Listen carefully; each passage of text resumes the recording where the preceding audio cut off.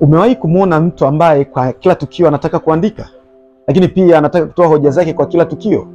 Yaani kwa kila kikao anataka kuweka mkono juu ili apewe nafasi azungumze. Hana woga wowote wa kuzungumza katika umati mkubwa.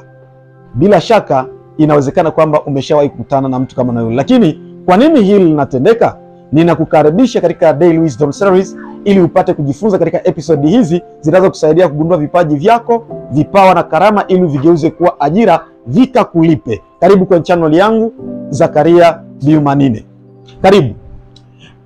Katika episodi iliyotangulia tulikuwa tukizungumzia kuhusu swala zima la akili na watafiti waliotangulia kufanya utafiti, na tukasema ya kwamba kuna mtafiti ambaye alitoa aina 9 za akili, na huyu tutamzungumzia katika masomo yetu haya kwa kina sana. Leo ninataka nimzungumzie huyu, anaitwa Howard Gardner. Howard Gardner ni mtafiti wa saikolojia ambaye alifanya tafiti kuhusu aina za akili na namna ambavyo akili ya binadamu inavyofanya kazi. Katika tafiti zake zilizofanyika katika mwaka wa 1980 alisema kuhusu aina 8 za akili, lakini baada ya hapo katika mwaka wa 1999 akaongeza aina ya 9 ya nini ya akili. Kwa hivyo sasa leo ninataka nizungumzie aina ya kwanza ya akili ya Howard Gardner. Howard Gardner, aina yake ya kwanza ya akili inaitwa akili ya kilugha. Katika akili ya kilugha hii inaitwa linguistic intelligence.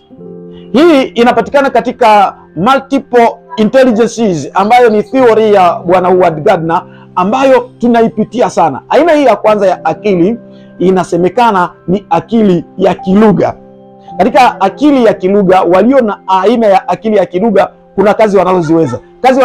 Kazi ya kwanza, wanaweza kuwa ni waandishi wazuri wa vitabu, wanasiasa wazuri, lakini pia wanaweza wakawa ni walimu wazuri, wapasha habari wazuri. Sasa utawajuaje? Ziko sifa za kuwajua.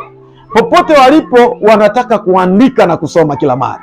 Lakini pili, wanataka kuzungumza katika umati mkubwa. Tatu, hawa ni watu ambao kila walipo wanataka watoe hoja yao.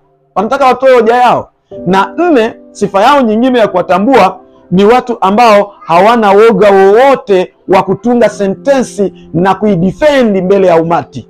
Katika kila kikao wanataka kuzungumza, kwenye umati mkubwa wanataka kuzungumza, kwenye kila tukio wanaandika, na ukiangalia sana hawana woga, hata kama wakiwa mbele ya rais wanaweza wakazungumza. Sasa sijui kwamba wewe unafikiri katika sifa tulizozitaja na katika kazi wanazoziweza ni aina gani ya kazi watu walio na akili ya kilugha wanayoweza kuifanya? Mimi nitafurahi kusoma kwenye comment.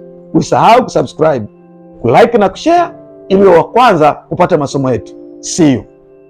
Lakini jifunze.